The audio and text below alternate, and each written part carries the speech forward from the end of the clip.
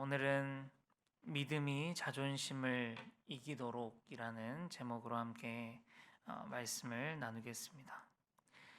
어, 오늘 말씀의 처음 시작을 이렇게 하고 있습니다.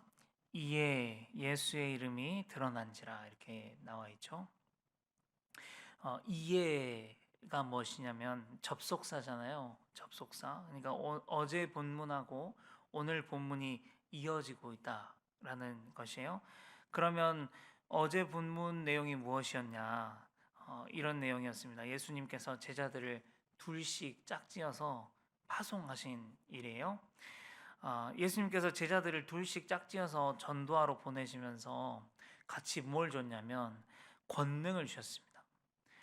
더러운 귀신을 제어하는 권능과 병을 치료하는 이런 권능들을 주셨어요. 그래서 제자들이 막 이제 둘씩 흩어져서 두루 다니면서 이렇게 회개를 선포하고 많은 귀신들을 내쫓고 많은 병자들을 막 고쳤습니다. 예수님께서 혼자 하실 때보다 훨씬 더 넓은 범위에서 동시다발적으로 이런 역사들이 일어났습니다. 그래서 오늘 이제 넘어오면서 이해예요. 그래서 예수의 이름이 드러났다. 예. 세 번역으로는 이렇게 이야기합니다. 예수의 이름이 널리 알려졌다 이렇게 이야기하고 있습니다.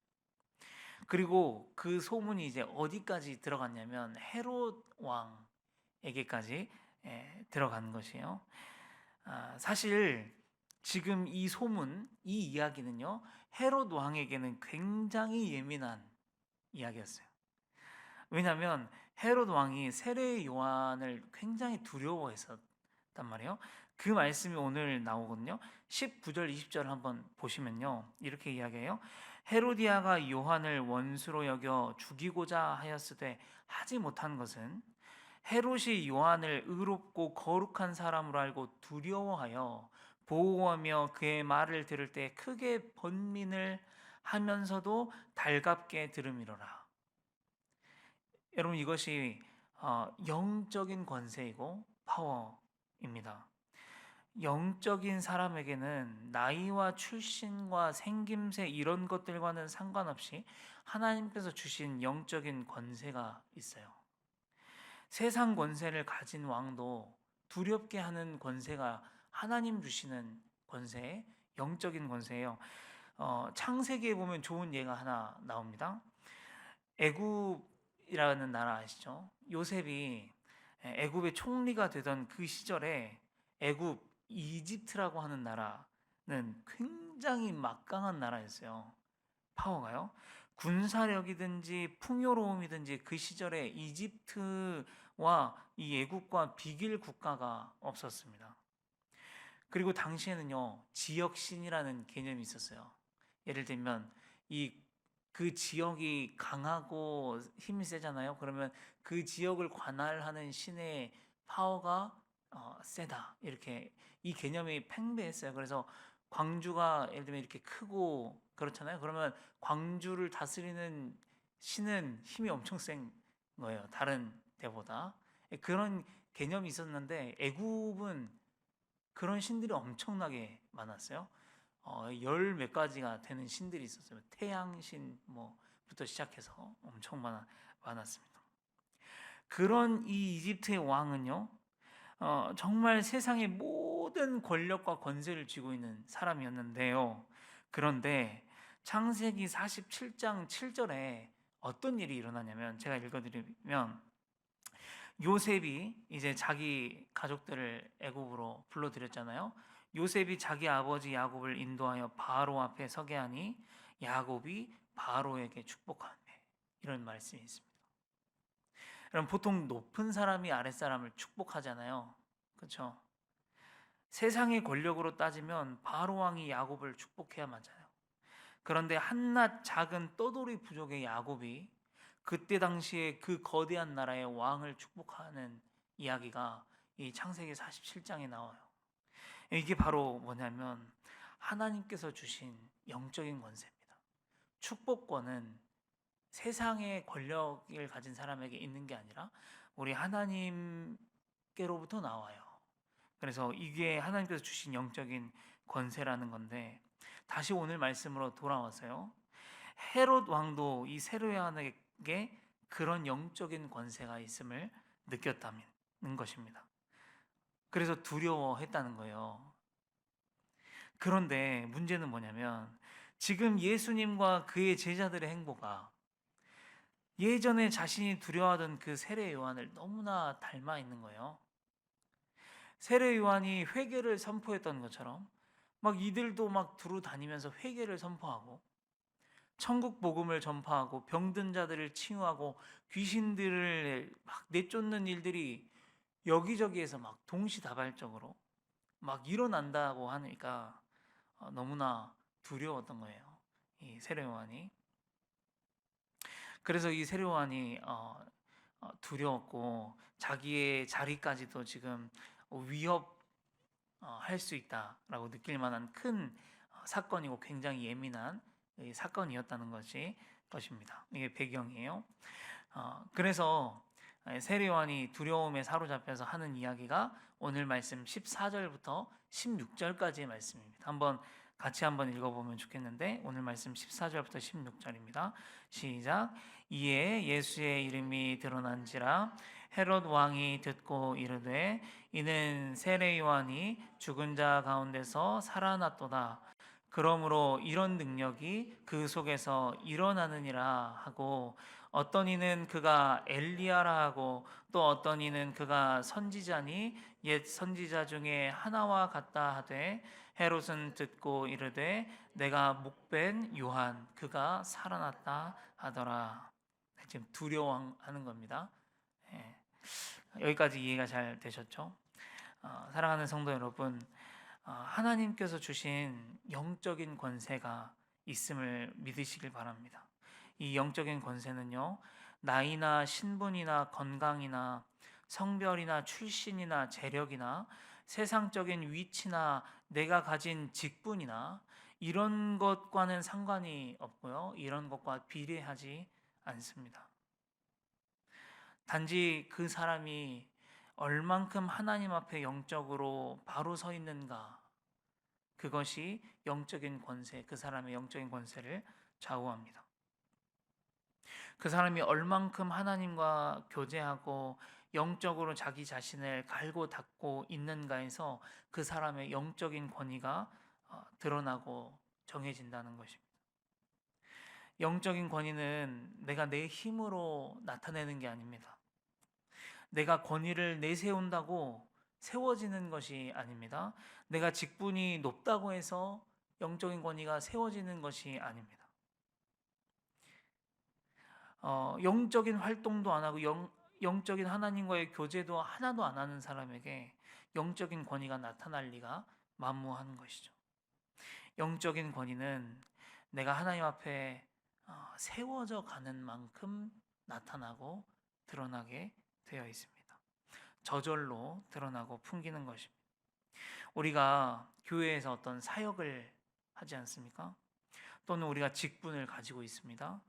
또 우리의 가정에서 크리스천 아빠로 또 크리스천의 엄마로 살아갈 때에 내 힘으로 권위를 내세워서는 안 됩니다.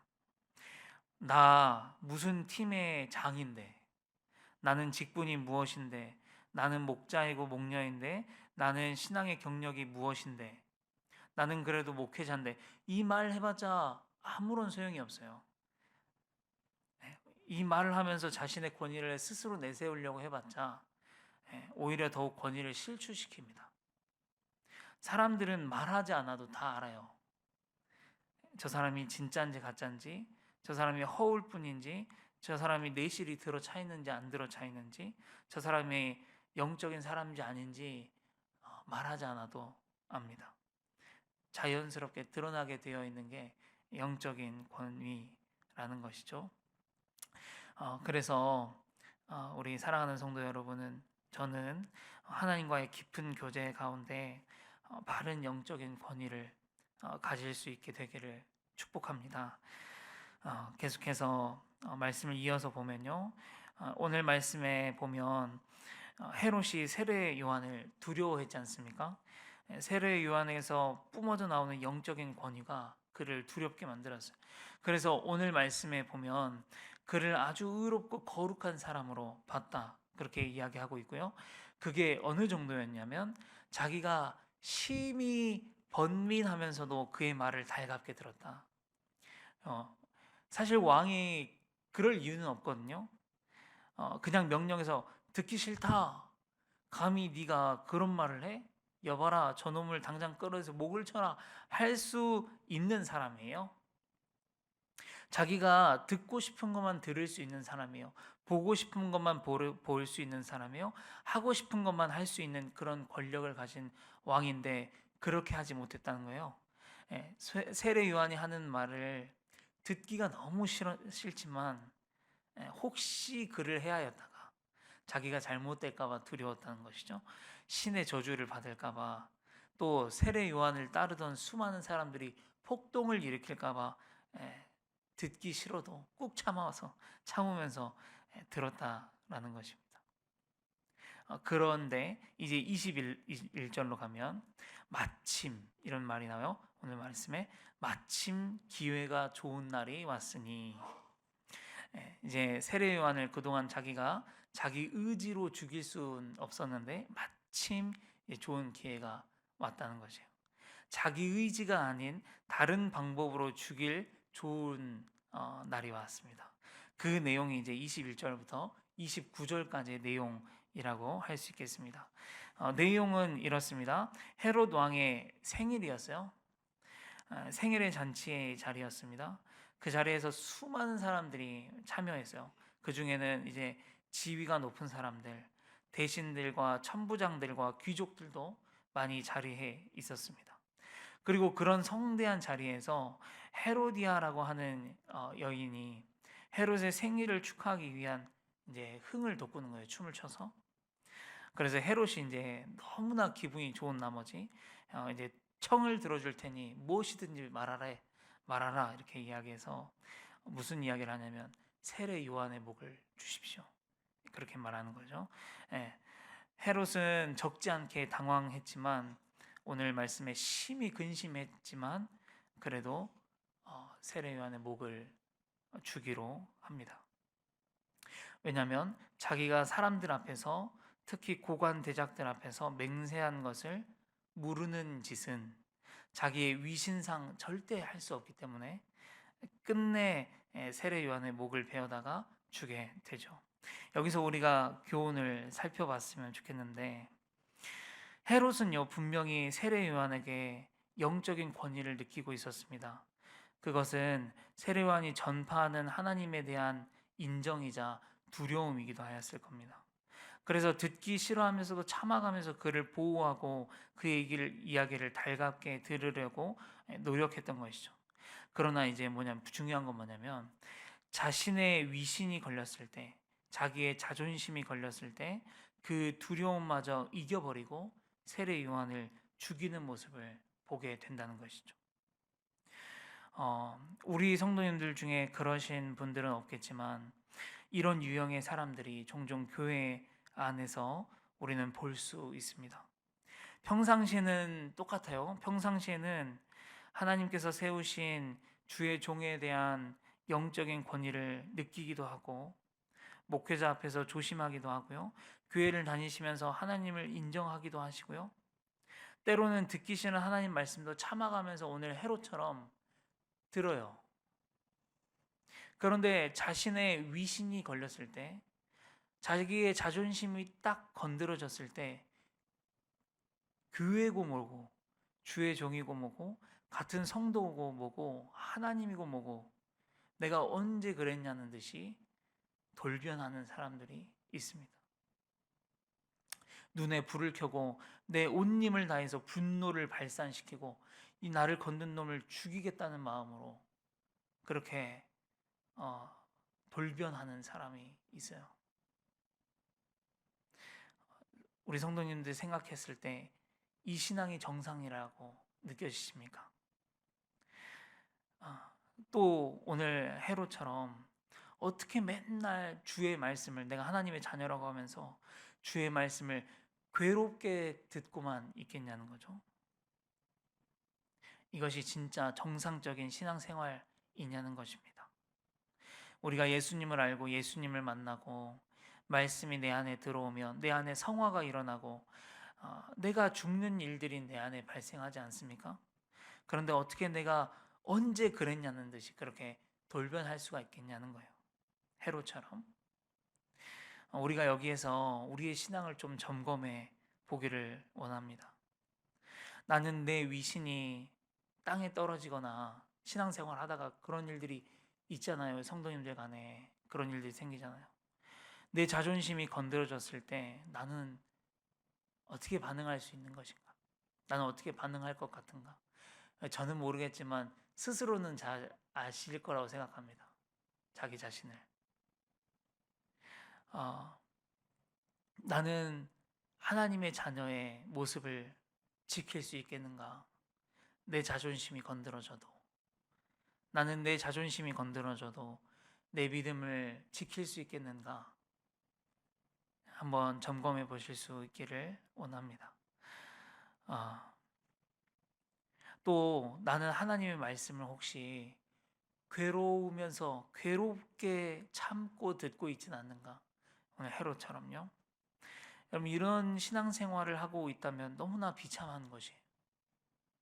하나님을 알고 말씀의 달콤함이 어떤지를 알면 너무나 좋은 세계인데 그 세계가 그것을 모르는 채 날마다 하나님 말씀을 괴롭게만 듣고 있으면 그 얼마나 비참하고 그 얼마나 안타까운 신앙생활입니까? 혹시 우리는 그렇고 있지는 않은지 한번 점검해 봤으면 좋겠습니다. 또한 우리의 삶 안에 종종 내 신앙과 내 체면이 부딪힐 그럴 때가 있습니다. 그럴 때 우리가 어떻게 행동해야 할 것인가 우리가 고민해 봐야 합니다. 진짜 그럴 때가 있습니다.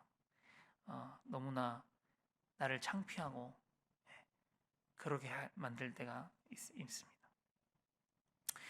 이제 말씀을 맺겠습니다. 헤롯도요 세례 요한을 두려워했습니다. 우리도 주의 종을 두려워합니다. 헤롯도 하나님을 인정하고요. 우리도 하나님을 인정합니다. 헤롯도 말씀을 달갑게 들으려고 노력합니다. 우리도 말씀을 달갑게 들으려고 노력합니다. 여기까지는 참 신앙인과 나일롱 신자도 다 합니다. 여기에서 참 신앙이 나눠지지 않습니다. 그럼 어디에서 나눠지냐? 정말 나의 자존심이 건드려졌을 때, 오늘 말씀에 의하면 그래요. 정말 내 자존심이 건드려졌을 때, 내 체면과 내 위신이 건드려졌을 때, 그때 내 진짜 신앙이, 내 믿음이 드러난다라고 하는 것이죠. 오늘 이 말씀에서 우리가 어떻게 살아야 할지 교훈을 얻을 수 있으면 좋겠습니다. 그래서 오늘 제목을 이렇게 정했습니다. 믿음이 자존심을 이기도록. 우리의 믿음이 내 자존심을 이기는 신앙이 되셨으면 좋겠습니다. 함께 기도하겠습니다. 아버지 하나님 감사합니다. 오늘도 말씀을 통해서 우리를 교훈하시고 깨우쳐 주셔서 감사합니다. 하나님, 우리가 우리의 체면이 걸렸을 때, 우리의 위신이 걸렸을 때, 우리의 자존심이 걸렸을 때, 우리의 믿음을 포기하지 않도록 주님 인도하여 주시옵소서. 돌변하는 사람이 되지 않도록 도와주시옵소서. 내 스스로 내 직분이 뭔데 나는 어떤 사람인데 하면서 권위를 내세우려고 하기보다는 하나님 앞에 자연스럽게 드러나는 그런 영적인 권위를 가질 수 있는 정말 하나님께서 보시기에 참 좋아 보이는 그런 신앙인들이 될 수 있도록 주님 함께하여 주시옵소서. 좀 우리를 가르쳐 주시옵소서. 하나님 오늘 이 시간 나의 신앙은 어떠한지 돌아보게 하여 주시고 점검하게 하여 주시고 오늘 이 말씀에 비추어서 하나님 앞에 정말 올바로 세워져 가는 바른 신앙인들이 될 수 있도록 인도하여 주시옵소서. 예수님의 이름으로 감사하며 기도합니다. 아멘. 주기도문 하심으로 예배를 마치겠습니다.